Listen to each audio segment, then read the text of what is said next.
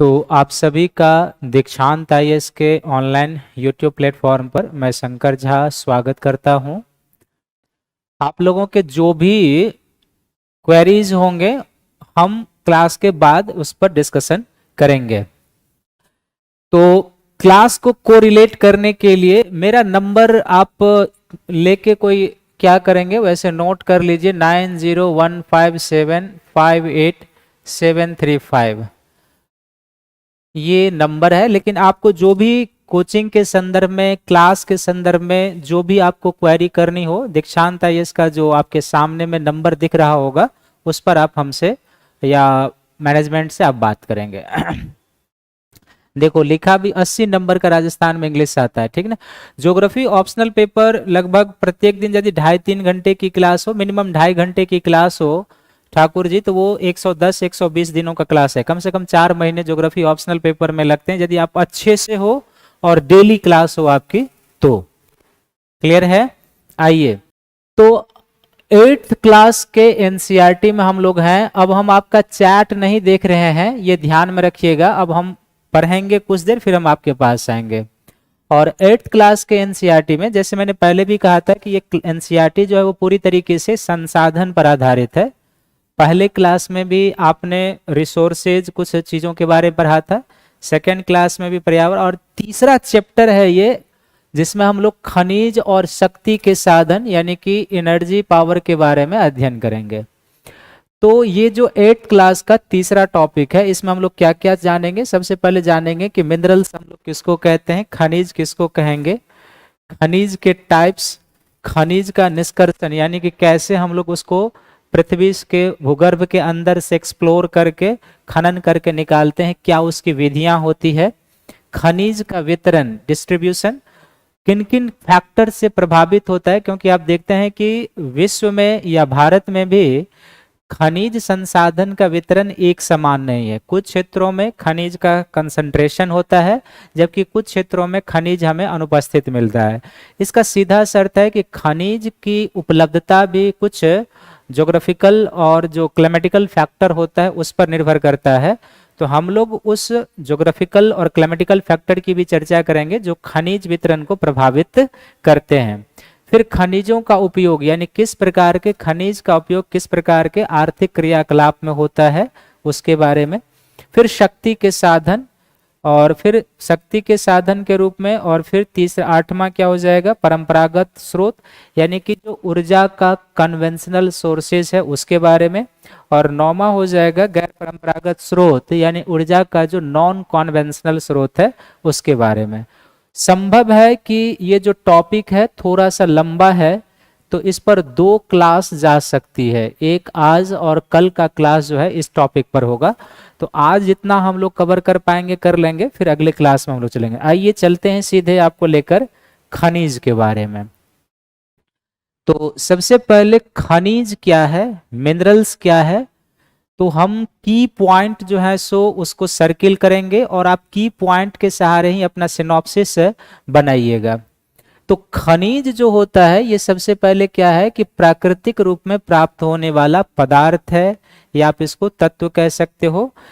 तो खनिज जो है ये क्या है, बेसिकली प्राकृतिक रूप में प्राप्त होने वाला पदार्थ है जिसका एक क्या होता है, निश्चित रासायनिक संगठन होता है यानी कि केमिकल कंपोजिशन करता है कि उसमें क्योंकि खनिज का निर्माण ही होगा 2 या उससे अधिक तत्वों के संयोग से, और जब 2 या उससे अधिक तत्वों के संयोग से खनिज का निर्माण होगा तो जाहिर सी बात है कि उन तत्वों का जो मिश्रण होगा एक निश्चित अनुपात में होगा। तो निश्चित रासायनिक संगठन हो उसको हम लोग क्या कहेंगे, खनिज।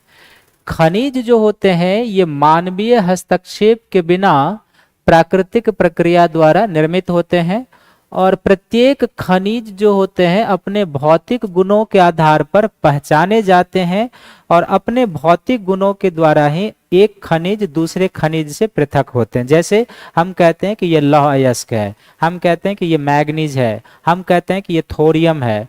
तो ये जो हम अलग अलग खनिजों की पहचान कर पाते हैं ये किस पर कर पाते हैं, तो चूंकि प्रत्येक खनिज का अपना एक विशिष्ट भौतिक गुण होता है, तो हम उनके उसी विशिष्ट भौतिक गुणों के आधार पर उसको पहचान कर पाते हैं। और वो विशिष्ट भौतिक गुण क्या है? तो प्रत्येक खनिज का अपना एक स्पेशल कलर होता है, रंग के आधार पर, उसके घनत्व के आधार पर, उसके कठोरता के आधार पर, उसके रासायनिक गुण और विलयिता के आधार पर हम खनिज की पहचान भी करते हैं और एक खनिज को दूसरे खनिज से डिफरेंशिएट भी करते हैं। तो खनिज क्या है, इसमें 4-5 की पॉइंट निकला। सबसे पहला कि खनिज हमें प्राकृतिक रूप से प्राप्त होता है, ये बिना मानवीय हस्तक्षेप के विकसित होते हैं, इनका एक निश्चित रासायनिक संगठन होता है। और चौथा, प्रत्येक खनिज के विशिष्ट भौतिक गुण होते हैं, उन्हीं भौतिक गुणों के आधार पर हम उनकी पहचान करते हैं और उन्हीं भौतिक गुणों के आधार पर एक खनिज दूसरे खनिज से क्या होते हैं? सेपरेट होते हैं। वो भौतिक गुण क्या है? तो कलर है, डेंसिटी है, कठोरता यानी जो रिजिडिटी होती है वो हो जाएगा, जो रासायनिक गुण है और जो विलयिता है वो हो जाएगा। अब है कि जो खनिज का निर्माण होता है या जो इसकी उपलब्धता होती है वो किन कारकों से प्रभावित होता है। बहुत ही महत्वपूर्ण पॉइंट है, इसको ध्यान में समझेंगे। जैसे हम डायरेक्ट आपको एक एग्जाम्पल के थ्रू बताते हैं, आप ध्यान से इसको समझिए। जैसे भारत में जो धात्विक खनिज है जिसको हम लोग मेटेलिक ऑर्स कहते हैं, धात्विक खनिज, तो भारत में अधिकांश धात्विक खनिज जो है एक विशेष प्रकार के चट्टान क्रम में मिलता है, जिसको हम लोग क्या कहते हैं? धारवार क्रम की चट्टान कहते हैं। तो इसका अर्थ है कि खनिज की जो उपलब्धता होती है वो एक विशिष्ट प्रकार के चट्टान से होते हैं। नॉर्मली आप देखेंगे कि जो धात्विक खनिजें होती है वो 2 प्रकार के चट्टानों में मिलता है। धात्विक खनिज एक मिलता है आग्नेय चट्टान में, इग्नियस रॉक में, और आग्नेय चट्टान क्या होता है आप इसको जानते हैं। और आग्नेय चट्टान के साथ साथ जो कायांतरित या रूपांतरित चट्टान होता है, इससे ये प्राप्त होता है। तो धात्विक खनिज और अधात्विक खनिज, ये 2 खनिजें जो होती है ये हमें कहाँ से मिलती है? चट्टानों से प्राप्त होता है। और ये मुख्य रूप से किस प्रकार के चट्टान से? तो इग्नियस रॉक और रूपांतरित चट्टानों से हमें धात्विक और अधात्विक खनिज की प्राप्ति होती है। और जैसे मैंने आपको पहले बताया कि भारत में जो मेन मेटेलिक खनिज है ये धारवार क्रम के चट्टान से, ये क्रम जो है ना एक नाम है। भारत में धारवार क्रम की चट्टानें सबसे पहले कर्नाटक के धारवार जिले में मिला था, इसलिए इसको धारवार क्रम कहते हैं। और धारवार सीरीज कहने का अर्थ होता है कि अब इस क्रम की चट्टान यानी कि धारवार क्रम की चट्टानों का जो गुण है, जो उसकी विशेषता है, वह चट्टान देश के अन्य भागों में जहां भी प्राप्त होगा वो धारवार सीरीज के अंतर्गत काउंट किया जाएगा। और तीसरा जो जीवाश्म खनिज होता है, फॉसिल्स खनिज कहें या फॉसिल्स ईंधन कहें आप, ये अवसादी चट्टानों से प्राप्त होता है। अवसादी चट्टानों से, सेडिमेंट्री रॉक से, अवसादी चट्टानों से जीवाश्म खनिज कहने करते हैं। जैसे पेट्रोलियम हुआ, प्राकृतिक गैस हुआ और सेल गैस है, ये सभी हमें कहाँ से मिलती है? अवसादी चट्टानों से। और अवसादी चट्टानों से हमें न केवल जीवाश्म खनिज मिलता है बल्कि चूना पत्थर, बालू का पत्थर, इस तरह की चीजें भी हमें मिलती है। तो इसलिए किसी भी स्थान पर खनिज का वितरण, उस खनिज की उपलब्धता या खनिज का निर्माण जिन ज्योग्राफिकल कारकों पर निर्भर करता है उसमें एक पहला है जिसको हम लोग कहते हैं भूवैज्ञानिक समयावधि, जियोलॉजिकल टाइम स्केल इसको कहा जाता है। इसका अर्थ है कि पृथ्वी के उत्पत्ति काल से लेके वर्तमान समय तक जो एज है उसमें वो एरिया कितना पुरातन है, किस काल विशेष में वो निर्मित हुआ है। करोड़ वर्ष पुरातन है, बिलियन वर्ष पुरातन है। जितनी ही पुरातन चट्टानें होंगी, खनिज की उपलब्धता और उसका रासायनिक संगठन अलग प्रकार से हमें मिलता है। दूसरा है भूवैज्ञानिक संरचना। भूवैज्ञानिक संरचना करता है कि चट्टान का जो सीरीज है, जो उसकी संरचना है उस पर, जैसे मैंने उदाहरण के लिए दिया धारवार क्रम, तो धारवार क्रम जो हमारे यहाँ है वो आर्कियन चट्टानों के अपक्षय और अपर्दन से बना हुआ है, खासकर अपक्षय से बना हुआ है। तो भारत में धारवार क्रम की चट्टानें किस तरीके से बनी हुई है, उसी तरीके से विश्व के अन्य भागों में तो जो चट्टान की भूवैज्ञानिक संरचना होती है वो खनिज की उपलब्धता वितरण को प्रभावित करता है। चट्टान की संरचना कहने का अर्थ है कि वो एरिया आग्नेय चट्टान का है या मेटामॉर्फिक रूपांतरित चट्टान का है या फिर सेडिमेंट्री रॉक का है, किस प्रकार की चट्टानों का है। जैसे मैंने उदाहरण दे के बताया कि आपको आग्नेय और रूपांतरित चट्टानों में किस प्रकार के खनिज मिलेंगे, अवसादी चट्टानों में किस प्रकार के खनिज मिलेंगे वो।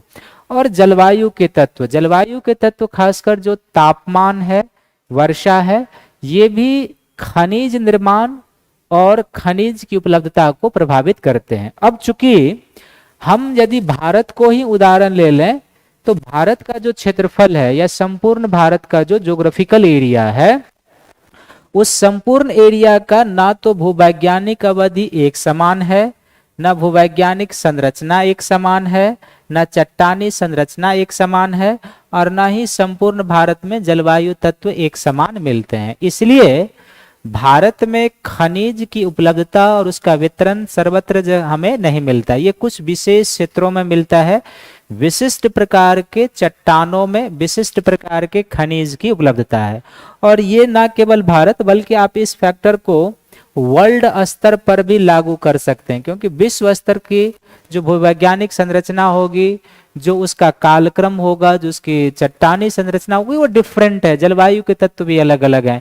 इसलिए विश्व में भी खनिज का वितरण सर्वत्र एक समान नहीं मिलता है, वो हमें डिफरेंट सेगमेंट में मिलते हैं। आइए अब है खनिज के प्रकार। नॉर्मली जो खनिज होता है वो दो प्रकार का, एक धात्विक खनिज होता है और दूसरा कौन सा होता है, अधात्विक खनिज। धात्विक खनिज को भी हम दो वर्गों में रखते हैं, एक लौह युक्त धात्विक खनिज जिसके अंतर्गत लोहा, मैग्नीज, क्रोमाइट शामिल होता है, और दूसरा होता अलौह युक्त यानी कि जिसमें लोहे की उपस्थिति नहीं है लेकिन फिर भी वो क्या है, धातु है, जिसके अंतर्गत मान लीजिए सोना, चांदी, तांबा, टीना, जिंक, एल्युमिनियम, बॉक्साइट ये है। अधात्विक खनिज में चूना पत्थर, डोलेमाइट, माइका यानी कि जिसको आप अब्रक कहते हो, जिप्सम, फॉस्फेट, काइनाइट ये आते हैं। यहाँ पर धात्विक और अधात्विक खनिज कहने का अर्थ क्या होता है, तो हम लोग 9वां 10वां में धातु की क्या विशेषता होती है आप पढ़े हैं, अधातु की क्या विशेषता होती है आप इसको पढ़े हैं।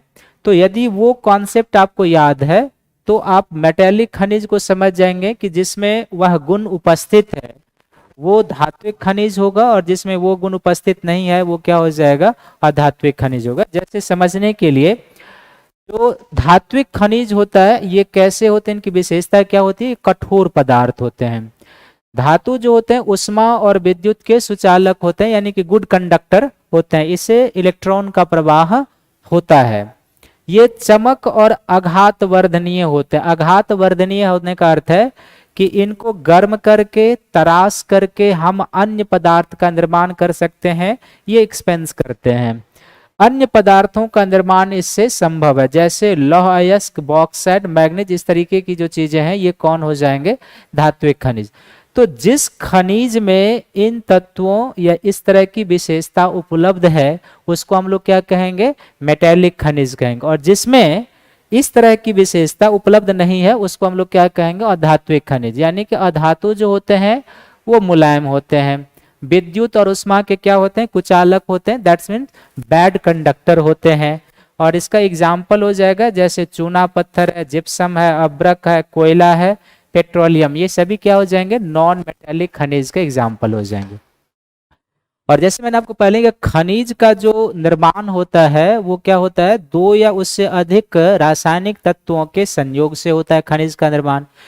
पृथ्वी पर ज्ञात खनिज की संख्या लगभग 3000 प्रकार का है। कितने प्रकार का है, पृथ्वी पर ज्ञात खनिज की संख्या 3000 प्रकार का है, जिसमें 2000 प्रकार जो खनिज है ये तो नोन है, लेकिन आप खुद अंदाज कीजिए कि वो 2000 खनिज कितने होंगे। तो 2000 नोन है, इस 2000 में भी क्या है कि 12 ऐसे खनिज हैं, 12 ऐसे मिनरल्स हैं जिनको हम लोग चट्टान बनाने वाले खनिज कहते हैं, रॉक मेकिंग मिनरल्स कहते हैं।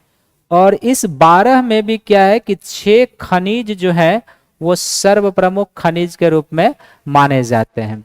अब आप खुद याद कीजिए कि यदि 2000 पृथ्वी पर नोन खनिज है जिसके बारे में वैज्ञानिक जानते हैं, आप कितने का नाम जानते हैं, हम कितने का नाम जानते हैं। और उसमें भी जैसे बताया कि 12 ऐसे खनिज हैं जिसको हम लोग क्या कहते हैं, रॉक बनाने वाले, क्योंकि चट्टान का भी निर्माण 2 या उससे अधिक खनिजों के संयोग से होता है, एक निश्चित अनुपात में मिलने से होता है। और 6 ऐसे खनिज हैं जो क्या है, बहुत ही महत्वपूर्ण खनिज की श्रेणी में आते हैं। तो मेटेलिक खनिज की क्या विशेषता होती है और नॉन मेटेलिक खनिज की क्या विशेषता होती है, ये आप जान गए। अब है खनिज का जो निष्कर्षण होता है उसकी क्या विधियां हैं और किस तरीके से हम लोग खनिज का निष्कर्षण करते हैं, ये आप ध्यान से सुनेंगे। तो खनिज के निष्कर्षण की 3 विधियां हैं। एक है खनन जिसको कहते हैं माइनिंग, दूसरा है प्रवेधन जिसको कहते हैं ड्रिलिंग, और तीसरा है आखनन। आखनन का अर्थ होता है कि सरफेस, थोड़ा सा सरफेस एरिया को हटा के आप चट्टान से खनिज प्राप्त कर लेते हैं। अब है, एक है कि जो खनन होता है ये 2 प्रकार का, एक होता है विवृत खनन और दूसरा होता है कुपकी खनन। और कुपकी खनन जो होता है ना, अधिक गहराई तक, इसी को हम लोग क्या कहते हैं, ड्रिलिंग कहते हैं, प्रवेधन कहते हैं। सबको आप ध्यान से समझ। विवृत खनन जो होता है ये क्या होता है, पृष्ठ स्तर को हटाकर, पृष्ठ स्तर को हटाकर अर्थ है कि एक होता है, जैसे इतिहास में भी आप पढ़ते होंगे कि पुरातात्विक साइट का खनन 2 प्रकार से होता है, एक होता है वर्टिकल और एक होता है क्षैतिज। तो ये जो विवृत खनन है ये क्षैतिज खनन को दिखाता है। क्षैतिज खनन का अर्थ है कि धरातल के सरफेस के नीचे की खनिज की प्राप्ति के लिए जब हम वाइडर एरिया में सरफेस चट्टान को हटाकर खनिज को प्राप्त कर लेते हैं तो इसे हम लोग क्या कहते हैं, विवृत खनिज। जैसे नीचे में लिखा भी हुआ है कि पृष्ठ स्तर को हटाकर, यानी कि धरातल के सरफेस को हटाकर वाइडर एरिया में जब हम लोग खनिज को प्राप्त करते हैं तो वो क्या होता है, विवृत खनिज कहलाता है। ओपन माइनिंग भी आप इसको कह सकते हैं। और कुपिकी खनन का अर्थ है कि एक छोटे से एरिया को कवर करते हुए आप ड्रिल करते हुए अंदर की ओर जा रहे हैं, तो इसको हम लोग क्या कहते हैं, कुपिकी खनन कहते हैं। और ये कुपिकी खनन जो होता है अधिक गहराई तक जाती है, यानी कि इस विधि से हम कुपिकी खनन जो अधिक गहराई तक जाती है, या जो ड्रिलिंग प्रवेधन विधि होती है, इस विधि से हम क्या प्राप्त करते हैं, तो ये एक छोटे से एरिया को कवर करते हुए हम वर्टिकल अंदर की ओर जाते हैं। और इस विधि से हम पेट्रोलियम की प्राप्ति करते हैं, प्राकृतिक गैस की प्राप्ति करते हैं, सेल गैस की प्राप्ति करते हैं।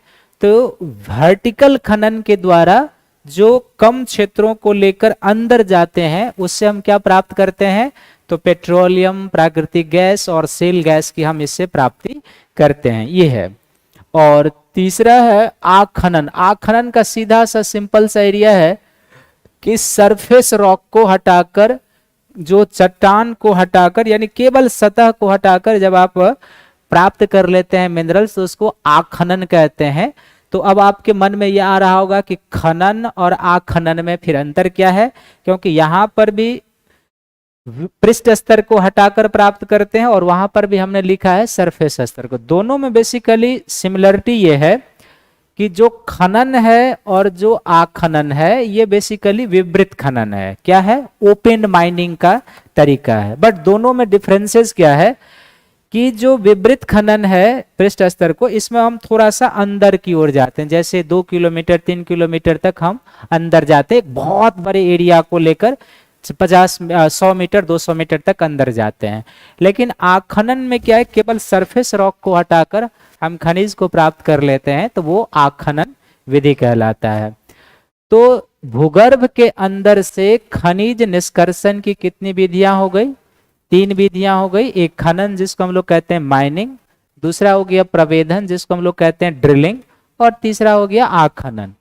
किस विधि से हम लोग किस प्रकार के खनिज को प्राप्त करेंगे ये एग्जाम्पल देके हमने आपको बताया है, ये आपको ध्यान में रखना है। ड्रिलिंग में कौन कौन सा एग्जाम्पल दिया कि ड्रिलिंग एक छोटे से एरिया को कवर करते हुए हम वर्टिकल अंदर की ओर जाते हैं, जैसे हम पंप सेट लगाते हैं तो उस विधि में क्या होता है, एक छोटे से एरिया को कवर करते अंदर की ओर जाते हैं। इस विधि से हम पेट्रोलियम, प्राकृतिक गैस, सेल गैस, इन चीजों को प्राप्त करते हैं।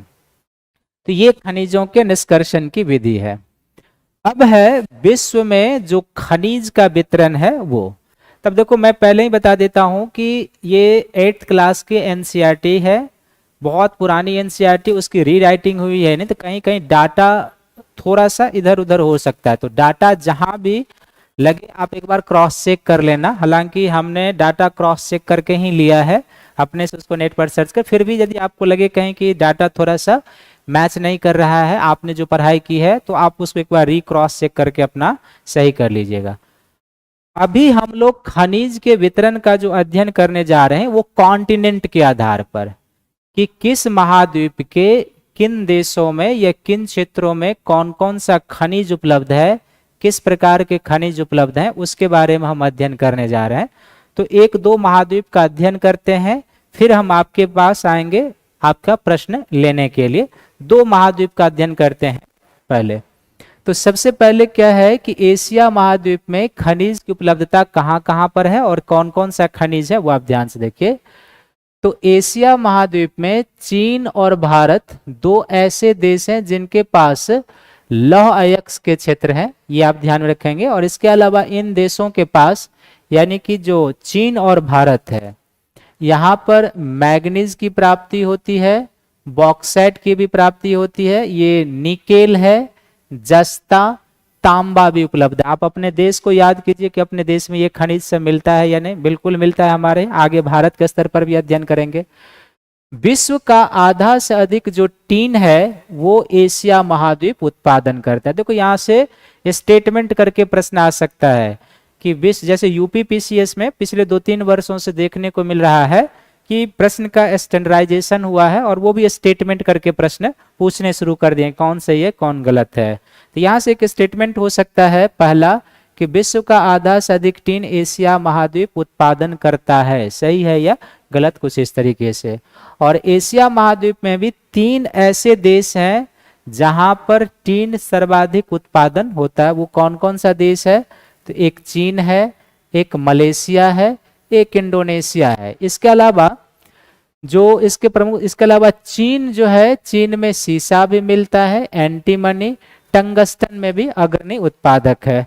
थोड़ा सा मैप पर आ जाएंगे तो ये चीन हो जाएगा। चीन का खासकर जो उत्तर पूर्व का ये एरिया है ये काफी खनिजीकृत एरिया है, तो चीन हो जाएगा। भारत अपना आप देख ही रहे हैं।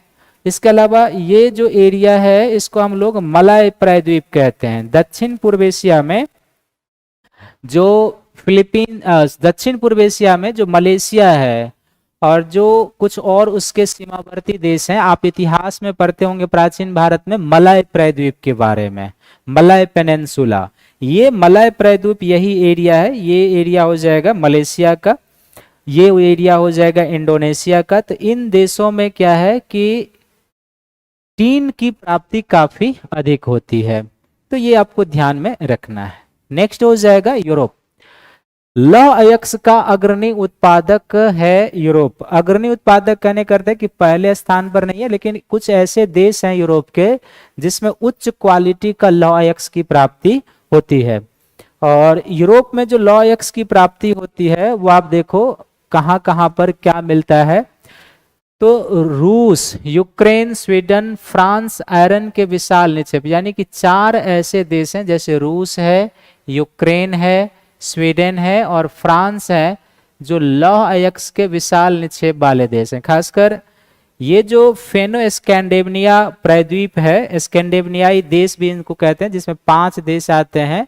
और चूंकि ये एक पेनिनसुला है इसलिए इसको हम लोग फेनो स्कैंडेनेविया पेनिनसुला कहते हैं। इसी फेनो स्कैंडेनेविया पेनिनसुला में स्वीडन देश है।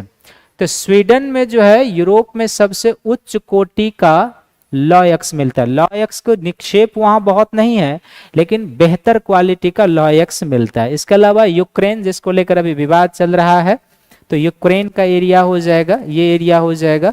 और फिर स्वीडन, फ्रांस, फ्रांस का भी कुछ जो एरिया है वो लौह अयस्क निक्षेप के लिए जाना जाता है। तांबा, सीसा, जस्ता, मैग्नेट, निकेल पूर्वी यूरोप और यूरोपीय रूस में पाए जाते हैं। पूर्वी यूरोप और यूरोपीय रूस कहने का अर्थ है कि ये पूरा का पूरा रूस और ये कैस्पियन सागर है, यहाँ से एक यूराल नदी और यूराल पर्वत है।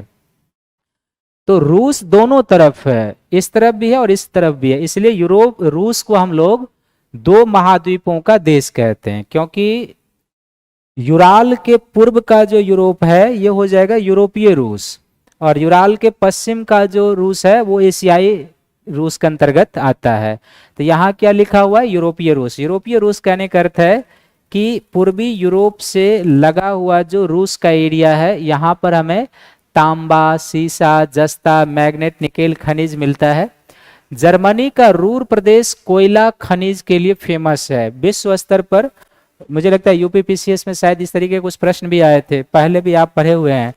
जर्मनी का रूर प्रदेश जो है, खासकर जो उत्तर जर्मनी के क्षेत्र में है, ये राइन नदी घाटी के क्षेत्र में आता है ये, तो रूर प्रदेश कोयला के लिए, और यहाँ लॉक्स भी थोड़ा सा मिलता है। फ्रांस का कॉकेसस क्षेत्र चूना पत्थर के लिए, जॉर्जिया और यूक्रेन मैग्नीज के निक्षेप के लिए जाने जाते हैं। तो यूरोप भी समृद्ध है कुछ खनिज के मामले में।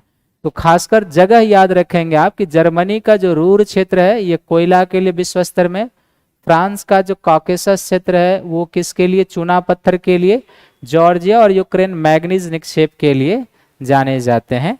यह जब भी खनिज के वितरण का आप अध्ययन करेंगे, मानचित्र के सहारे ही अध्ययन करेंगे, तभी आपको ये याद रहेगा। जितना बार आप मानचित्र को देखकर इसका अध्ययन करेंगे उतना ही आपके लिए बेहतर होगा।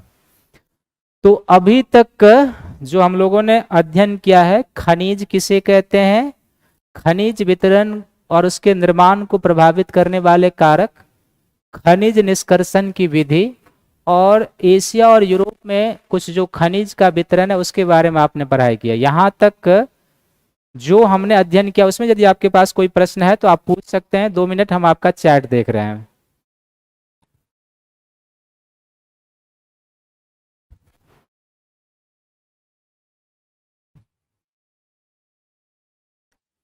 और तो कुपकी खनन का अर्थ होता है, जैसे मैंने कहा ना कि एक छोटे से एरिया को लेकर बहुत छोटे, ये धरातल का सतह हो गया, और धरातल के सतह के ऊपर एक छोटे से एरिया को, कम व्यास वाले एरिया को कवर करते हुए बिल्कुल अंदर की ओर जाना, इसको कुपकी खनन कहेंगे हम लोग। भारत में खनिज के बारे में पढ़ेंगे, ठीक ना। सुमन मोदी जी भारत में भी आएगा, ठीक ना, धैर्य धारण करके आइए। उत्तर अमेरिका में खनिज, तो जो नॉर्थ अमेरिका महाद्वीप है यहाँ पर 3 क्षेत्र हैं जो खनिज के लिए विशेष रूप से जाने जाते हैं। उसमें एक है कनाडियन सिल्ड का एरिया, खासकर नॉर्थ अमेरिका महाद्वीप में कनाडा का ये जो एरिया हो जाएगा ना, जो हम अभी डायगोनल लाइन से कवर कर रहे हैं, इसको हम लोग कहते हैं कनाडियन सिल्ड। ये कौन सा एरिया है, कनाडियन सिल्ड। और सिल्ड का अर्थ होता है, ये एक प्रकार का पठारी क्षेत्र है जो प्री कैम्ब्रियन ग्रेनाइटिक रॉक से बना हुआ है, ठीक है ना। किससे बना हुआ है, प्री कैम्ब्रियन ग्रेनाइटिक चट्टान से बना होता है।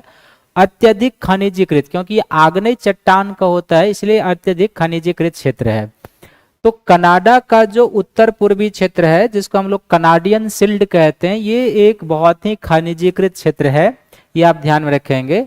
इसमें क्या क्या मिलता है हमें, तो लौह अयस्क मिलता है, निकेल मिलता है, सोना मिलता है, तांबा मिलता है और यूरेनियम। तो कनाडा के उत्तर पूर्व का क्षेत्र जो कनाडियन सिल्ड का एरिया है उसमें कौन कौन सी खनिज की प्राप्ति हो रही है, लौह अयस्क, निकेल, सोना, तांबा और यूरेनियम। आपको पता ही है कि कनाडा विश्व स्तर पर यूरेनियम उत्पादन के लिए जाना जाता है। दूसरा जो क्षेत्र है वो है अपलेशियन पर्वतीय क्षेत्र। अपलेशियन पर्वतीय क्षेत्र जो है यहाँ पर हो जाएगा, ये एरिया जो मैं अभी बना रहा हूँ इसको कहते हैं अपलेशियन पर्वतीय क्षेत्र, या इसको अपलेशियन उच्च भूमि भी कहते हैं। और ये जो अपलेशियन पर्वतीय क्षेत्र है बेसिकली ये आता है यूएसए में, इसका कुछ विस्तार कनाडा में भी है, लेकिन यूएसए में जो अपलेशियन पर्वतीय क्षेत्र है ये कोयला के लिए और कोयला के साथ साथ जो पेट्रोलियम होता है, कच्चे तेल होते हैं, उसके उत्पादन के लिए भी जाना जाता है। तो अपलेशियन पर्वतीय क्षेत्र जिसका मेन विस्तार यूएसए में है और कुछ विस्तार इसका कनाडा में भी है। दो प्रमुख खनिजों के लिए जाना जाता है, किसके लिए, तो कोयला और पेट्रोलियम के लिए, और पेट्रोलियम के साथ साथ इन क्षेत्रों में प्राकृतिक गैस की भी प्राप्ति होती है। और तीसरा जो है यहाँ पर उसको कहते हैं पश्चिमी कॉर्डिलेरा। तो पश्चिमी कॉर्डिलेरा जो है ना, ये अलास्का से लेके मैक्सिको तक इसका विस्तार है। बेसिकली ये पर्वत, पहाड़ी और अंतर पर्वतीय पठार का क्षेत्र है कॉर्डिलेरा। और इसमें कॉर्डिलेरा का अर्थ होता है, ये एक विशिष्ट प्रकार का पर्वत होता है जिसकी तीन विशेषताएं होती है। कॉर्डिलेरा क्षेत्र की तीन विशेषताएं क्या होती है कॉर्डिलेरा की, तो इसकी पहली विशेषता होती है कि इसमें आपको डिफरेंट टाइप्स ऑफ माउंटेन मिलेंगे। क्या मिलेंगे आपको, डिफरेंट टाइप्स ऑफ माउंटेन की प्राप्ति होती है, यानी विभिन्न प्रकार के पर्वत। उत्पत्ति के आधार पर जो 5 प्रकार के पर्वत होते हैं उनमें से कई प्रकार के पर्वत आपको यहाँ पर मिल सकते हैं। दूसरी इसकी विशेषता होती है कि डिफरेंट ज्योग्राफिकल प्रोसेस से, डिफरेंट प्रोसेस से निर्मित जो माउंटेन होते हैं, डिफरेंट प्रोसेस से ओरिजिनेटेड माउंटेन। और तीसरा हुआ है इसकी विशेषता कि डिफरेंट ज्योग्राफिकल एज के माउंटेन होते हैं, डिफरेंट ज्योग्राफिकल एज के माउंटेन। इस तरह की तीन विशेषताओं से युक्त जो पर्वतीय प्रदेश होता है उसको कॉर्डिलेरा कहते हैं। तो इस कॉर्डिलेरा का विस्तार जो यूएसए और कनाडा में भी है, ये कौन सा एरिया हो गया, वेस्टर्न कॉर्डिलेरा, जिसमें आपको मिलता है तांबा, सीसा, जस्ता, सोना और चांदी, इस तरीके के खनिज यहाँ पर मिलते हैं। तो तीनों ही चीजें जो है आपको याद रखना है कि कनाडियन सिल्ड कौन सा एरिया है, कौन सी खनिज इसमें पाई जाती है, अपलेशियन पर्वतीय क्षेत्र कहाँ पर है, कौन सी खनिजें पाई जाती है, और वेस्टर्न कॉर्डिलेरा कहाँ पर है, कौन सी खनिजें पाई जाती है, और कॉर्डिलेरा की विशेषता क्या होती है, ये भी हमने यहाँ पर लिख दिया है। इसको आप जरूर अपने कॉपी में नोट डाउन कर लीजिएगा। दक्षिण अमेरिका, दक्षिण अमेरिका में ब्राजील विश्व में उच्च कोटि के लौह अयस्क का बहुत बड़ा उत्पादक है। ये आप देखेंगे यहाँ पर, ये एरिया जो हो जाएगा, ये एरिया है ब्राजील का। तो ब्राजील में उच्च कोटि का लौह अयस्क मिलता है, ये ध्यान में रखेंगे। चिली और पेरू तांबा उत्पादन में अग्रणी है। चिली और पेरू चले जाएंगे तो बेसिकली यहाँ पर पेरू, और फिर ये एरिया यहाँ से यहाँ तक का क्या हो जाएगा, चिली का।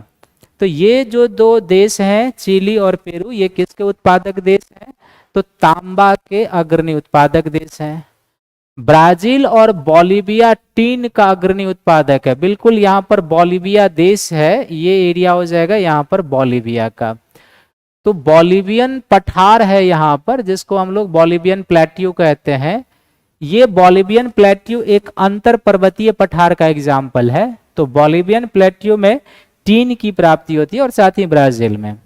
यहाँ पर जो खनिज तेल है वो कहाँ पर मिलता है, वेनेजुएला में, अर्जेंटीना में, चिली में, पेरू में और कोलंबिया में। इसका अर्थ है कि जो प्रशांत तटीय देश है मूल रूप से, और एक अटलांटिक तटीय देश है, यहाँ पर हमें पेट्रोलियम की प्राप्ति होती है। कौन कौन सा देश है, तो यहाँ पर आप देखोगे कि ये एरिया है वेनेजुएला।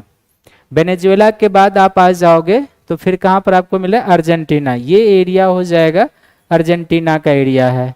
फिर है चिली, यानी कि ये, और पेरू और कोलंबिया देश यहाँ पर हो जाएगा ये। तो कोलंबिया, वेनेजुएला, पेरू, चिली और अर्जेंटीना यहाँ पर किस लिए जाने जाते हैं, तो खनिज तेल के लिए जाने जाते हैं। फिर है इसके अतिरिक्त इस महाद्वीप में चांदी भी प्राप्त होता है, जस्ता भी प्राप्त होता है, और सोना। सोना बेसिकली ब्राजील में पाया जाता है। ये जो ब्राजीलियन प्लेट्यू है, इसका जो अटलांटिक कोस्ट लाइन है, इस कोस्ट लाइन पर आपको प्लेसर डिपॉजिट के रूप में यहाँ पर ये हमें प्राप्त होते हैं। इसके अलावा यहाँ पर क्रोमियम, मैग्नीज, बॉक्साइट, अब्रक, प्लेटिनम, हीरा, इस तरह के खनिज भी प्राप्त होते हैं। तो यहाँ पर स्टेटमेंट करके आ सकता है, दक्षिण अफ्रीका महाद्वीप से एक प्रश्न बन सकता है यहाँ पर कि ब्राजील जो है विश्व में लौह अयस्क के अग्रणी उत्पादक देशों में है, चिली और पेरू तांबा का उत्पादक देश है। इस तरीके के स्टेटमेंट बना के, या यूपीपीसीएस में जो प्रश्न पूछने का पैटर्न है वो इसी तरीके से पूछे जाते हैं कि कहाँ पर किस चीज़ के। आप पिछले वर्षों के उत्तर प्रदेश के प्रश्न को देखेंगे, इस बार का भी देखेंगे, तो मुझे लगता है कि यहाँ से प्रायः यूपीपीसीएस में प्रश्न आए हुए हैं। नेक्स्ट हो जाएगा अफ्रीका महाद्वीप। अफ्रीका महाद्वीप जो है वो विश्व स्तर पर हीरा के लिए, सोना के लिए और प्लेटिनम का सबसे बड़ा उत्पादक है। यानी कि 3 खनिज का सबसे बड़ा उत्पादक महाद्वीप हो गया। कौन कौन? तो डायमंड का, गोल्ड का और प्लेटिनम। इन तीनों को हम लोग बेसिकली प्रीसियस मेटल भी कहते हैं, प्रीसियस बहुमूल्य धातु भी कहते हैं इसको। दक्षिण अफ्रीका जो है, जिम्बाब्वे और जायरे विश्व में सोना के सबसे बड़े उत्पादक देश हैं। तो ये यहाँ पर हो जाएगा साउथ अफ्रीका, ये यहाँ पर हो जाएगा जायरे, कांगो जायरे आप पढ़ते होंगे, ये हो जाएगा जायरे। और फिर यहाँ पर है जिम्बाब्वे, तो एक छोटा सा देश केन्या के नीचे में जिम्बाब्वे होगा यहाँ पर, ये जो है सो यहाँ पर हमें मिलते हैं। ये 3 देश हो गए, यानी दक्षिण अफ्रीका, जिम्बाब्वे और जायरे सोना का बड़ा उत्पादक है। तांबा, chromium, uranium, cobalt, bauxite, locks दक्षिण अफ्रीका में पाया जाता है। यानी कि ये जो साउथ अफ्रीका देश है, जिसकी सीमाएं अटलांटिक से भी मिलती है और हिंद महासागर से भी मिलती है, इस देश में कौन कौन सा और खनिज आपको मिल रहा है? तो तांबा मिल रहा है, क्रोमियम मिल रहा है, यूरेनियम मिल रहा है, कोबाल्ट मिल रहा है, बॉक्साइट मिल रहा है। नाइजीरिया, लीबिया और अंगोला में खनिज तेल की प्राप्ति होती है।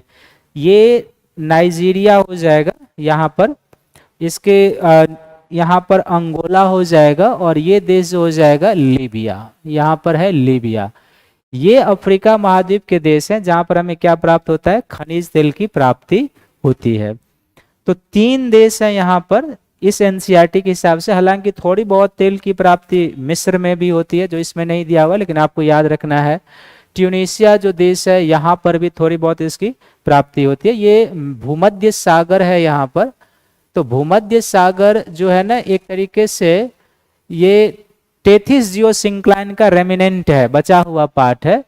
तो टेथिस जियोसिंक्लाइन के रेमिनेंट बचे हुए पार्ट होने के कारण यहाँ पर लीबिया, ट्यूनीशिया, मिस्र का जो कुछ एरिया है, सिनाई प्रायद्वीप सबका, यहाँ पर हमें तेल की प्राप्ति होती है, ये ध्यान में रखेंगे। तो ये अफ्रीका महाद्वीप हो गया। इसके अलावा ऑस्ट्रेलिया, ऑस्ट्रेलिया विश्व में बॉक्साइट का सबसे बड़ा उत्पादक है, ये तो जानते ही हैं। इसके अलावा यहाँ पर सोना, हीरा, लौह अयस्क, टिन, निकेल की भी अग्रणी उत्पादक हैं। साथ ही साथ सीसा, जस्ता, तांबा, मैग्नीज का भी यहाँ पर विशाल भंडार है। पश्चिम ऑस्ट्रेलिया में 2 खान, कालगुरली और कुलगार्डी सोने के लिए प्रसिद्ध हैं। ये पश्चिम ऑस्ट्रेलिया का एरिया हो जाएगा। इसी में 2 विश्व के प्रसिद्ध स्वर्ण खान हैं, जिसमें एक का नाम है कालगुरली और दूसरे का नाम है कुलगार्डी। और ये दोनों स्वर्ण खान जो है ट्रांस ऑस्ट्रेलियन रेल मार्ग से जुड़ा हुआ है। ट्रांस ऑस्ट्रेलियन रेल मार्ग जो है किसको किसको जोड़ता है? तो यहाँ पर एक शहर है ऑस्ट्रेलिया का, पर्थ, और यहाँ पर एक शहर है जिसको कहते हैं सिडनी। ट्रांस का अर्थ होता है आर पार। तो सिडनी जो प्रशांत तट पर बसा हुआ ऑस्ट्रेलिया का शहर है, और पर्थ जो हिंद महासागर के किनारे बसा हुआ शहर है, इन दोनों शहर को जोड़ने वाला जो रेल मार्ग है उसको कहते हैं ट्रांस ऑस्ट्रेलियन रेल मार्ग। और ये जो कालगुरली और कुलगार्डी है, इसी ट्रांस ऑस्ट्रेलियन रेल मार्ग पर अवस्थित है, वेस्टर्न ऑस्ट्रेलिया में अवस्थित है। वैसे ऑस्ट्रेलिया का जो पश्चिमी भाग है ना, जो मैं अभी छायांकित, ये अत्यधिक खनिजीकृत है, और कुछ जो ये एरिया है यहाँ पर, क्योंकि जो पश्चिम भाग है ये कुछ पठारों का समूह है यहाँ पर, तो इसलिए यहाँ पर अधिक खनिज की हमें प्राप्ति होती है।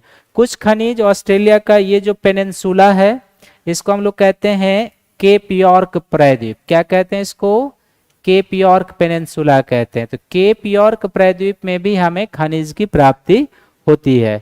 तो ये सारे खनिज जो है ऑस्ट्रेलिया में हमें मिलते हैं, ये ध्यान रखें। इसके अलावा अंटार्कटिका महाद्वीप जो है, इसमें भी हमें खनिज की प्राप्ति होती है। जैसे एक है ट्रांस अंटार्कटिका पर्वत। ट्रांस का अर्थ होता है आर पार, जैसे भी आपको बताया अंटार्कटिका, यानी कि लगभग अंटार्कटिका महाद्वीप के बीचों बीच एक माउंटेन रेंज है इस तरीके से, इसी को कहते हैं ट्रांस अंटार्कटिका पर्वत। Trans Antarctica mountain.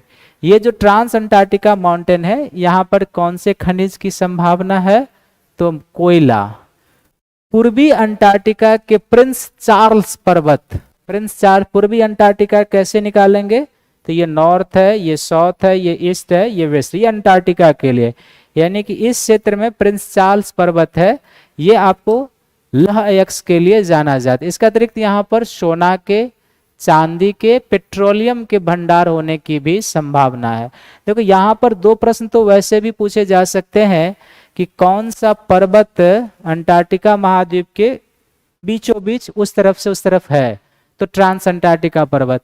और ये जो पर्वत है प्रिंस चार्ल्स पर्वत, ये कहाँ पर पाया जाता है? डायरेक्ट आपसे प्रश्न आ सकता है स्टेट पीसीएस में कि प्रिंस चार्ल्स पर्वत जो लौह अयस्क के लिए फेमस है वो कहाँ पर है।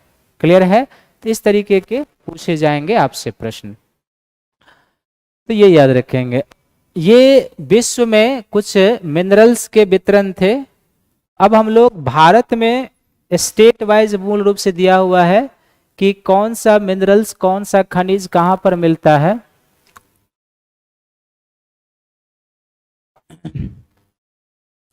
उसके बारे में आप आ जाओ यहां पर। तो भारत में जैसे लौह अयस्क है, लोहा किन किन राज्यों में मिलता है? तो हमारे यहाँ उड़ीसा, झारखंड, छत्तीसगढ़, मध्य प्रदेश, महाराष्ट्र, कर्नाटक, गोवा और कुछ आंध्र प्रदेश में भी लौह अयस्क की प्राप्ति होती है। यानी कि एक कॉरिडोर का एरिया है जिसको धारवाड़ चट्टान का क्षेत्र कहते हैं हम लोग। ये जो मैं कॉरिडोर बना रहा हूं, इसी कॉरिडोर में आपको लौह अयस्क की प्राप्ति होती है। और ये किस प्रकार के चट्टानों में मिलता है? तो धारवाड़ क्रम के चट्टानों में मिलता है। राज्य यहां दिया हुआ है। आगे के जो एनसीईआरटी क्लासेज होंगी उसमें आप पढ़ेंगे कि जैसे यहाँ लिखा हुआ कि उड़ीसा में पाया जाता है लौह अयस्क, तो आगे हम लोग पढ़ेंगे कि उड़ीसा के किन किन क्षेत्रों में या किस क्षेत्र में, किस पहाड़ी में लौह अयस्क की उपलब्धता होती है। बॉक्साइट जो है हमारे यहाँ लगभग उन्हीं राज्यों में मिलता है जहां पर लौह अयस्क, ये झारखंड है, उड़ीसा है, छत्तीसगढ़ है, मध्य प्रदेश है, महाराष्ट्र, इतने तो लगभग कॉमन स्टेट हैं लौह अयस्क और बॉक्साइट के। दो आपको नए मिल रहे हैं, एक गुजरात में भी मिलता है और दूसरा तमिलनाडु में भी हमें ये मिलता है। तो एक तो ये कॉमन याद रखने का तरीका है कि बॉक्साइट की प्राप्ति भी उन्हीं राज्यों से होती है जिन राज्यों में लौह अयस्क की उपलब्धता है। केवल दो एक्स्ट्रा राज्य आपको मिल रहा है बॉक्साइट के लिए, जिसमें एक गुजरात है और दूसरा कौन सा है? तमिलनाडु है। तीसरा है अब्रक। अब्रक की प्राप्ति भी झारखंड, बिहार, आंध्र प्रदेश, राजस्थान। और विश्व में अब्रक का सबसे बड़ा उत्पादक और निर्यातक जो है वो कौन देश है? तो भारत है। India is the largest producer of mica and export of. तो ये स्टेट भी याद रखेंगे कि झारखंड में भी मिलता है, बिहार में मिलता है। बिहार में खासकर अब्रक की प्राप्ति गया और मुंगेर, ये जो अभी 68 बीपीएससी का एग्जाम हुआ था उसमें पूछा भी था, हालांकि पीटी कैंसिल हो गया। दो डिस्ट्रिक्ट हैं बिहार के, खासकर गया और मुंगेर, जहां पर अब्रक माइका की प्राप्ति होती है। झारखंड में ये हजारीबाग, कोडरमा, इस तरह से। आंध्र प्रदेश और राजस्थान में भी। तांबा अपने यहाँ मूल रूप से कहां पर पाया जाता है? राजस्थान में, मध्य प्रदेश। ये दोनों राज्य जो है भारत में तांबा उत्पादन में अग्रणी है, यहाँ पर भंडारण भी काफी अधिक है। फिर झारखंड, कर्नाटक और आंध्र प्रदेश में। मैग्नीज की जो प्राप्ति होती है वो महाराष्ट्र में, मध्य प्रदेश, छत्तीसगढ़, उड़ीसा, कर्नाटक और आंध्र प्रदेश। सोना, गोल्ड, कर्नाटक, इसका क्षेत्र भी आगे आएगा। आंध्र प्रदेश में भी। हीरा मध्य प्रदेश में, आप पन्ना क्षेत्र पढ़ते होंगे, और कर्नाटक। तो भारत में भी खनिज, इस पे आपको राज्य के हिसाब से लगभग अधिक जानकारी मिल चुकी है। आगे वाले एनसीईआरटी में या आगे क्लास में आप जाएंगे तो आपको अब इसमें यह समझना है कि इन राज्यों के किस पठार, किस पहाड़ी या किस क्षेत्र में हमें इस प्रकार के खनिज मिलेंगे। लेकिन स्टेट पीसीएस के तौर पर इसी तरीके से इस बार भी यूपी में ये प्रश्न सब आया हुआ था, कौन सा खनिज कहां पर स्टेट वाइज पूछे हुए हैं, तो इसको ध्यान में रखेंगे। नेक्स्ट हो जाएगा चूना पत्थर। चूना पत्थर किस प्रकार के चट्टानों में पाया जाता है? तो ये सेडिमेंट्री रॉक, अवसादी चट्टानों में पाया जाता है। और भारत में ये जो चूना पत्थर है ये किस प्रकार के चट्टानों में मिलता है, ये सीरीज में? तो ये हमारे यहाँ विंध्यन क्रम का जो चट्टान है, विंध्यन क्रम की जो सीरीज है उसमें मिलता है। तो विंध्यन क्रम की जो चट्टाने हैं ये बिहार में भी मिलता है, खासकर जो कैमूर और रोहतास है वहां पर ये मिलता है हमारे यहाँ। फिर झारखंड में, उड़ीसा, मध्य प्रदेश, छत्तीसगढ़, राजस्थान, गुजरात और तमिलनाडु, ये क्षेत्र है जहां पर चूना पत्थर की प्राप्ति होती है। क्लियर है सभी का? कोई डॉट यहां तक? अब है खनिजों का उपयोग। उपयोग अब आप लोगों को कमेंट में लिखना है कि सोना का उपयोग किस क्षेत्र में होता है, चांदी का किस में, तांबे का किस में, प्लैटिनम का। ये चारों जो है लगभग प्रीसियस मेटल है। तो सोना, चांदी, तांबा, प्लैटिनम के साथ साथ यदि यहाँ पर डायमंड लिख दिया जाए तो ये भी हो जाएगा। हर एक खनिज का दो दो उपयोग आप लोग बताइए क्या होगा। प्रत्येक खनिज जो पहले सर्किल किए हुए हैं इसके दो दो उपयोग। एक तो सभी का तांबा आभूषण में उतना प्रयोग नहीं होता, बाकी जो सोना है, चांदी है, प्लेटिनम है और हीरा, ये एक तो आभूषण निर्माण में इसका यूज होता है। और क्या होता है, हीरा का यूज और किस लिए हम लोग करते हैं, तो कांच को काटने के लिए हीरे का प्रयोग किया जाता है। तांबा गुड कंडक्टर है और तांबे का उपयोग आप देखते हो कि इलेक्ट्रिक उद्योग में बड़े पैमाने पर होता है। ठीक है, चांदी भी क्या है, गुड कंडक्टर है, ये भी बड़े पैमाने पर यूज होता है। लौह अयस्क का यूज कहां पर होता है आप जानते ही हैं, लौह अयस्क का यूज होता है लौह इस्पात के निर्माण में। फिर है चूना पत्थर, जिप्सम और बालू पत्थर। तो चूना पत्थर, जिप्सम और बालू पत्थर का एक सबसे प्रमुख उपयोग जो होता है ये सीमेंट उद्योग का कच्चा माल है। किसका कच्चा माल है, सीमेंट उद्योग का। सीमेंट उद्योग के साथ साथ इन पत्थरों से भवन निर्माण भी किए जाते हैं, भवन निर्माण में इसका प्रयोग किया जाता है। मैग्नीज और बॉक्साइट भी कहां पर यूज होता है, तो बॉक्साइट से हम किसकी प्राप्ति करते हैं, एल्यूमिनियम की प्राप्ति करते हैं। एल्यूमिनियम, एल्यूमिनियम क्या हो गया, बॉक्साइट अयस्क है और एल्युमिनियम उसका क्या हो गया, उत्पाद हो गया। ये ध्यान में रखेंगे। निकेल, टंगस्टन, सीसा, जस्ता, अब्रक। अब्रक भी क्या है, ये विद्युत का कुचालक है और विद्युत का बैड कंडक्टर होने के कारण, कुचालक होने के कारण अब्रक का बड़े पैमाने पर इलेक्ट्रिक इंडस्ट्री में, इलेक्ट्रॉनिक इंडस्ट्री में यूज होता है। और साथ ही साथ जो रंग रोगन इंडस्ट्री होता है उसमें भी इसका यूज होता है। तो कुछ प्रमुख खनिज जो है इनके उपयोग को याद रखना है। और जो सीमेंट, ये जो चूना पत्थर, जिप्सम और बालू पत्थर है, सीमेंट उद्योग का कच्चा माल है। इसलिए आप देखते होंगे कि भारत में सीमेंट उद्योग का जो स्थानीयकरण है, जो लोकेशन है, वो मुख्य रूप से उन्हीं राज्यों में है जहां पर इसकी प्राप्ति होती है। ठीक है,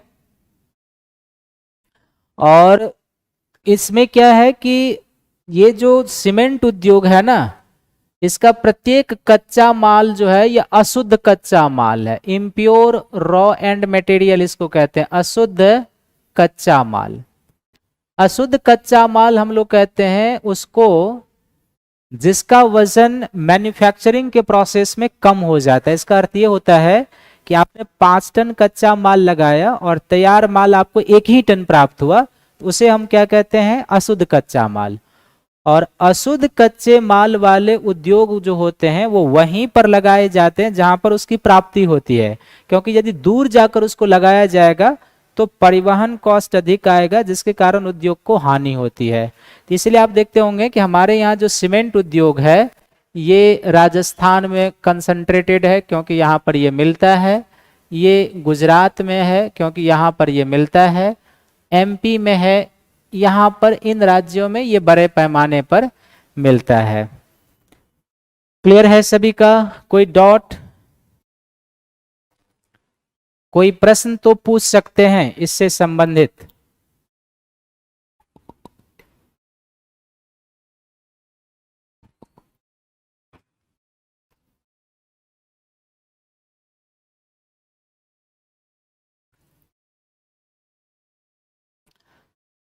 खनिजों का संरक्षण कैसे करना है, तरीके तो बहुत हैं, लेकिन 8 क्लास के एनसीईआरटी में 3 पॉइंट खनन की प्रक्रिया में बर्बादी को कम करना।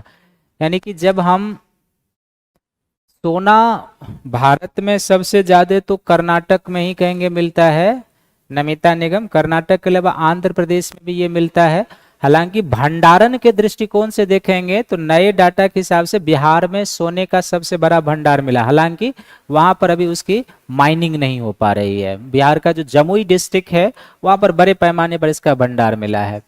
फिर खनिजों का पुनर्चक्रण, यानी हम इस तरीके से उपयोग करें ताकि उनको क्या हो, रिसाइकिल होने का अवसर मिल सके। और वैज्ञानिक प्रयोग को बढ़ावा देना, यानी कि इस तरीके से हम उसका प्रयोग करें कि बर्बादी कम से कम हो और हम उसका बेहतर उपयोग कर सकें। क्लियर है?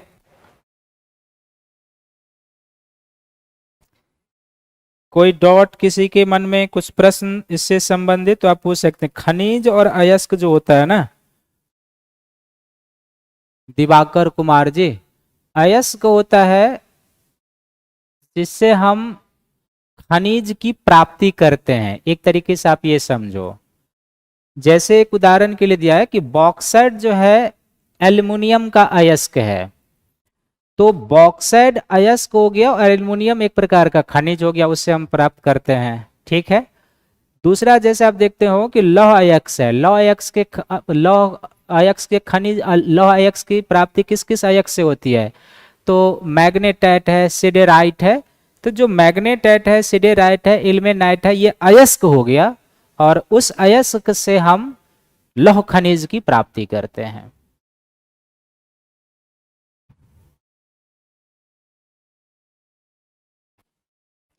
और थोड़ा सा और क्लास को आगे बढ़ाते हैं। अब है ऊर्जा संसाधन। तो ऊर्जा संसाधन का जब हम लोग वर्गीकरण करते हैं तो ये बेसिकली दो प्रकार के हो जाते हैं। एक होते हैं जिनको हम लोग कहते हैं अनवीकरणीय। क्या कहते हैं? एक को अनवीकरणीय ऊर्जा संसाधन, अनवीकरणीय। और दूसरा कौन होते हैं? नवीकरणीय ऊर्जा संसाधन, नवीकरणीय ऊर्जा संसाधन। पिछले क्लास में इन दोनों खनिज में या दोनों में क्या डिफरेंसेस है इसके ऊपर भी हम लोगों ने चर्चा किया है, आपको याद होगा। जो और नवीकरणीय होते हैं इसका अर्थ क्या होता है कि प्रौद्योगिकी के द्वारा दोबारा प्रयोग में नहीं लाए जा सकते, दोबारा प्रयोग में नहीं लाए जा सकते, दोबारा प्रयोग में नहीं लाए जा सकते।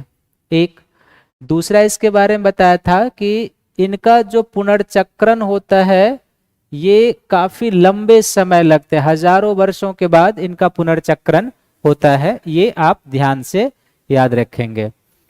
और जो नवीकरणीय होते हैं इनको क्या होता है, हम इन्हें दोबारा यूज करते हैं और इनका पुनर्चक्रण बहुत जल्दी हो जाता है। और नवीकरणीय ऊर्जा संसाधन में कौन कौन सा हो जाएगा, तो इसके अंतर्गत एक आ जाएगा कोयला, दूसरा इसके अंतर्गत आ जाएगा पेट्रोलियम, दूसरा इसके अंतर्गत क्या आ जाएगा? पेट्रोलियम। और तीसरा इसके अंतर्गत क्या आ जाएगा? प्राकृतिक गैस। ये जो तीन है इन्हें हम क्या कहते हैं? अनवीकरणीय ऊर्जा संसाधन। और नवीकरणीय ऊर्जा संसाधन को और नवीकरणीय ऊर्जा संसाधन को हम लोग और क्या कहते हैं? तो हम लोग इसे जीवाश्म ऊर्जा संसाधन भी कहते हैं, फॉसिल्स फ्यूल, जीवाश्म ऊर्जा संसाधन, क्योंकि ये जीवाश्म से निर्मित होते हैं इसलिए हम लोग कहते हैं। साथ ही साथ हम इसे ऊर्जा का गैर परंपरागत स्रोत भी कहते हैं, सॉरी परंपरागत स्रोत भी कहते हैं। क्या कहते हैं इसको? कन्वेंशनल सोर्सेज, परंपरागत स्रोत है ये ऊर्जा का, ये है। और जो नवीकरणीय होता है ये क्या होते हैं? तो नॉन कॉन्वेंशनल होते हैं, यानी ये क्या होते हैं? गैर परंपरागत ऊर्जा के स्रोत होते हैं, गैर परंपरागत। और इसके अंतर्गत कौन कौन सा आ जाएगा? तो सभी जानते हैं कि इसके अंतर्गत कुछ आप लोग एग्जाम्पल दीजिए, जैसे सौर ऊर्जा है, सौर ऊर्जा के बाद जो पवन ऊर्जा है, सौर ऊर्जा, पवन ऊर्जा, फिर जो भूतापीय ऊर्जा है जिसको जियोथर्मल एनर्जी कहते हैं, भूतापीय ऊर्जा। फिर जो ज्वारीय ऊर्जा है, टाइडल एनर्जी है, ज्वारीय ऊर्जा हो जाएगा। ज्वारीय ऊर्जा के साथ साथ सागर के जल से जो हम लोग तरंग ऊर्जा का निर्माण करते हैं वो हो जाएगा। फिर जो ओशन थर्मल कन्वर्जेंस एनर्जी होता है जिसको ओटेक कहते हैं, ये सभी क्या है, ऊर्जा के गैर परंपरागत स्रोत के अंतर्गत आते हैं। क्लियर है? खनिज का शुद्धार्थम रूप अयस्क नहीं है, अयस्क का शुद्धार्थम रूप खनिज है, उल्टा मत समझिए। तो आज हम लोग इसमें चर्चा करेंगे जो नवीकरणीय ऊर्जा के स्रोत हैं, इस पर हम लोग चर्चा करेंगे। ठीक है, आइए। तो सबसे पहले कोयला। कोयला जो है ये क्या है, परंपरागत ऊर्जा का स्रोत है। इसको औद्योगिक सभ्यता की धुरी भी कहते हैं, क्योंकि जब औद्योगिकरण की शुरुआत हुई थी तो उस समय कन्वेंशनल सोर्सेज ही मुख्य रूप से ऊर्जा के रूप में प्रयोग लाए जाते थे, खासकर कोयला। तो इसको हम लोग परंपरागत ऊर्जा का स्रोत कहते हैं। अनवीकरणीय ऊर्जा का स्रोत है, यानी कि इसकी पुनः पूर्ति होने में हजारों वर्षों का समय लग जाता है, बहुत जल्द इसकी पूर्ति नहीं होती है। जीवाश्म ईंधन है, जैसे अभी आपको बताया क्यों कहते हैं इसको जीवाश्म ईंधन, क्योंकि ये वनस्पति और जीवों के जो फॉसिल्स होते हैं उन्हीं से इनका निर्माण होता है। भूगर्भ के अंदर जब ये हजारों लाखों वर्षों तक दबे रहते हैं तो एक उपयुक्त ताप दाब की स्थिति में इस प्रकार के खनिज का निर्माण होता है। किस प्रकार के चट्टानों में कोयला पाया जाता है, तो अवसादी प्रकार के चट्टानों में पाया जाता है। इसका उपयोग किन क्षेत्रों में करते हैं, बेसिकली होता तो कोई क्षेत्र में, लेकिन थर्मल एनर्जी जो उत्पादन करते हैं उसमें हम लोग इसका यूज बड़े पैमाने पर करते हैं। फिर है कि विश्व में कोयले का जो उत्पादक देश है उसमें चीन है, अमेरिका है, जर्मनी है, रूस है, दक्षिण अफ्रीका है, फ्रांस है। यानी कि इस एनसीईआरटी के हिसाब से हम लोग चलेंगे तो चीन, अमेरिका, जर्मनी, रूस, दक्षिण अफ्रीका, फ्रांस कोयले के जो है वो प्रमुख उत्पादक देश हैं। ऑस्ट्रेलिया में भी कोयला बड़े पैमाने पर मिलती है, ये भी आपको ध्यान में रखना है। ठीक है, भारत में कोयले का निक्षेप कहां पर मिलता है, तो पश्चिम बंगाल के रानीगंज। ये प्रश्न एक भारत में के स्थिति पर हो सकता है कि रानीगंज कोयला क्षेत्र जो है वो भारत के किस राज्य में है, तो रानीगंज कोयला क्षेत्र पश्चिम बंगाल में है ये। दूसरा जो झारखंड का जो झरिया है, धनबाद है और बोकारो, ये भारत में प्रमुख कोयला उत्पादक है। इसके अलावा भारत में कोयले की प्राप्ति कई राज्यों में होती है। हम आगे आपको बताएंगे कि भारत में कोयले की जो उपलब्धता है ना, ये दो प्रकार के चट्टानी क्रम में उपलब्ध है। वो कौन सा चट्टान है, तो एक है जिसको हम लोग कहते हैं गोंडवाना क्रम की चट्टान है, गोंडवाना सीरीज की चट्टान है। और दूसरा जो हमारे यहाँ कोयले की उपलब्धता है वो किस क्रम की चट्टानों में है, तो टर्शियरी क्रम की चट्टानों में है। कार्बन की मात्रा के आधार पर कोयला 4 प्रकार का होता है, आप सभी जानते होंगे, जिसमें सबसे उच्च कोटि का जो कोयला होता है एंथ्रासाइट, उससे कुछ निम्न कोटि का जो कोयला होता है उसको कहते हैं बिट्टूमिनस। बिट्टूमिनस से भी निम्न कोटि का जो कोयला होता है उसको हम लोग क्या कहते हैं, लिग्नाइट कहते हैं। लिग्नाइट ही कोकिंग कोल के रूप में प्रयोग होता है। और चौथा जो होता है पीट कोयला। ये कोयले की मात्रा के आधार पर, इसमें 70 से लेके 80% तक कार्बन की मात्रा, बिट्टूमिनस में 60% से लेके 70% तक, लिग्नाइट में 40% से लेके 60% तक, और पीट में 40% से भी कम कार्बन की मात्रा होती है। कोयला में जितना ही अधिक कार्बन होगा उतना ही वो उच्च कोटि का कोयला होगा, और दहन होने के बाद हानिकारक गैसों का उत्सर्जन उससे कम होगा। और भारत में लगभग आप मान के चलें कि 95% कोयला जो है गोंडवाना क्रम के चट्टानों में, केवल 5% कोयला जो है टर्शियरी क्रम के चट्टानों में मिलता है। टर्शियरी क्रम की चट्टानों में जो हमारे यहाँ कोयला उपलब्ध है वो लिग्नाइट प्रकार का कोयला है, लिग्नाइट प्रकार का। और जो गोंडवाना क्रम की चट्टान है उसमें बिट्टूमिनस और जो कुछ मात्रा में लिग्नाइट है वो है। तो ये कोयला हो जाएगा। नेक्स्ट है पेट्रोलियम। पेट्रोलियम शब्द लैटिन भाषा के दो शब्दों से मिला है, बना हुआ। एक पेट्रा अर्थात शैल यानी चट्टान, तथा ओलियम अर्थात तेल से बना, इसलिए पेट्रोलियम को क्या कहते हैं? शैल तेल कहते हैं। चूंकि दो लैटिन भाषा के शब्द, पेट्रा जिसका अर्थ है शैल, शैल का अर्थ है यहाँ पर क्या?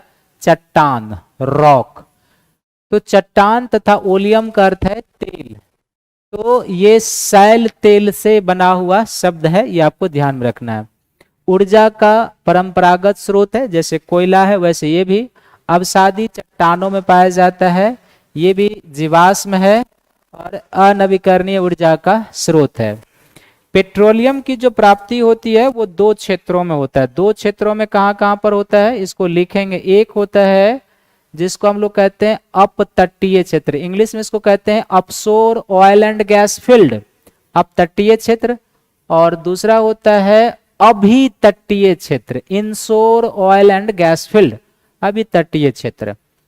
अपतटीय क्षेत्र कहने का अर्थ है कि वह तेल और गैस क्षेत्र जो मुख्य भूमि से बाहर सागरीय क्षेत्र में है, कॉन्टिनेंटल शेल्फ पर या गहन सागर के क्षेत्र में मिलता है, वो अपतट कहलाता है।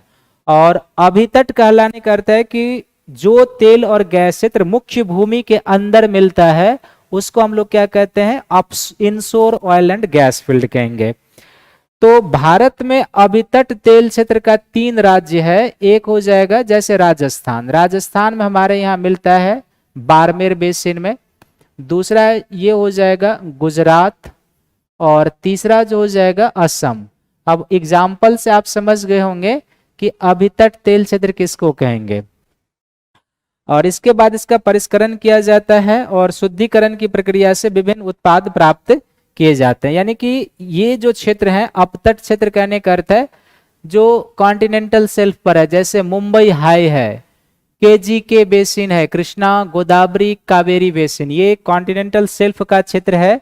तो यहां से जो तेल और गैस की प्राप्ति होती है उसको कहेंगे अपतट, और मुख्य भूमि के अंदर से जो प्राप्त हो रहा है उसको हम लोग क्या कहते हैं? अभितट कहते हैं, ये ध्यान में रखेंगे। और कच्चे तेल हमें मिलता है, ये किस विधि से पेट्रोलियम की प्राप्ति होगी? तो आपको बताएं, खनन में कूपिक खनन, कूपिक खनन या जिसको आप प्रवेधन कहते हैं, इस विधि से हम लोग इसको निकालते हैं। और जब कच्चे तेल को ऑयल रिफाइनरी में शुद्ध किया जाता है तो क्या क्या आपको उत्पाद मिलता है? देखो ये भी एक पीटी का प्रश्न है, आप इसको याद रख लेना।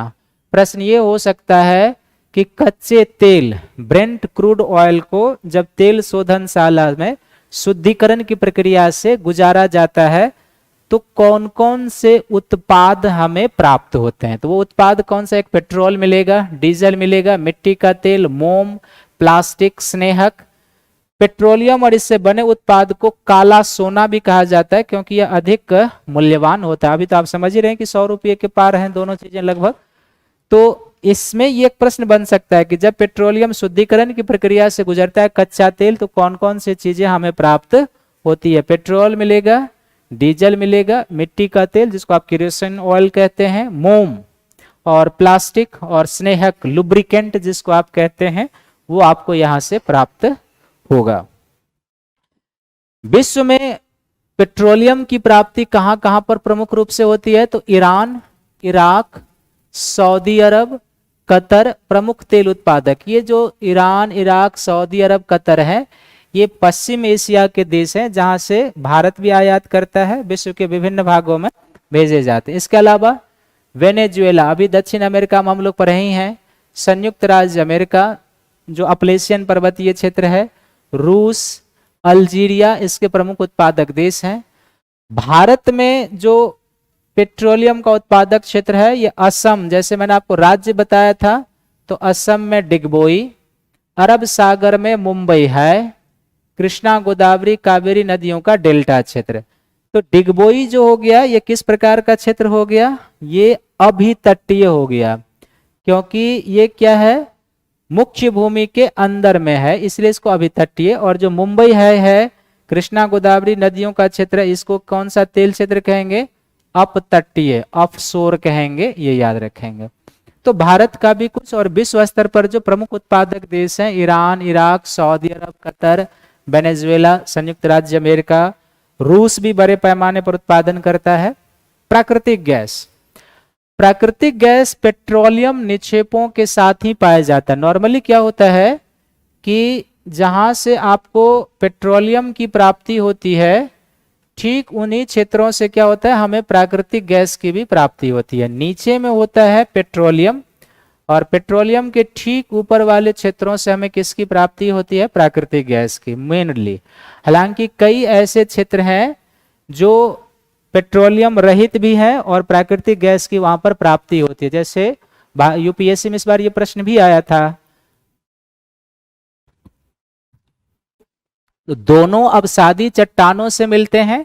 नॉर्मल कंडीशन में दोनों एक साथ मिलता है, ये आपको ध्यान में रखना है। विश्व स्तर पर प्राकृतिक गैस की जो उत्पादक देश है, रूस है, नॉर्वे है, यूनाइटेड किंगडम यानी कि ब्रिटेन, नीदरलैंड, भारत में राजस्थान के जैसलमेर, आंध्र प्रदेश और तमिलनाडु का कृष्णा गोदावरी डेल्टा, पूर्वोत्तर में त्रिपुरा, मुंबई के कुछ अपतटीय क्षेत्र प्राकृतिक गैस की प्राप्ति होती है। तो भारत में त्रिपुरा है, मुंबई हाई क्षेत्र आप नाम सुने होंगे जो अरब सागर में है, और कृष्णा गोदावरी का जो डेल्टा क्षेत्र है वहां पर, और राजस्थान के जैसलमेर बाड़मेर क्षेत्र में हमें प्राप्त होता है प्राकृतिक गैस। जल विद्युत,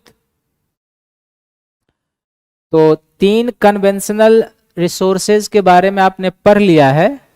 जल विद्युत के बारे में हम कल अध्ययन करेंगे, यहां से कल अध्ययन करेंगे।